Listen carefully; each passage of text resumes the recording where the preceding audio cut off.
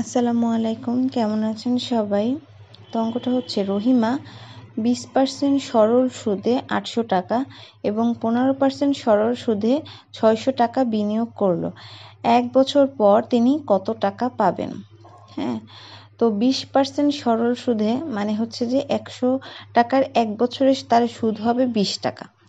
হ্যাঁ, 100 টাকার যেহেতু 20% দেয়া আছে, তাহলে 100 টাকার 1 বছরের সুদ হচ্ছে 20 টাকা। অতএব 1 টাকার কত? 1 টাকার কত কম হবে নিশ্চয়ই, অতএব 800 টাকার।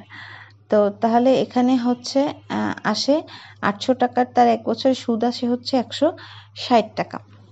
আর 15% সরল সুদে 600 টাকা বিনিয়োগ করেন, তার মানে হচ্ছে 15% সুদে হচ্ছে 100 টাকার 1 বছরের সুদ হচ্ছে 15 টাকা, অতএব 1 টাকার, অতএব 600 টাকার। হ্যাঁ, 600 টাকার তার 1 বছরের সুদ হচ্ছে 90 টাকা। কারণ 1 বছর পর তিনি কত টাকা পাবেন? তো 1 বছর পরে এই দুইটা যোগ করে দিলে, এই দুটোর সুদ যদি সে যোগ করে দেয়, সেটাই হচ্ছে তার 1 বছর পরের মানে মোট সুদ 250 টাকা। তো তিনি 1 বছর পর 250 টাকা হচ্ছে পাবেন।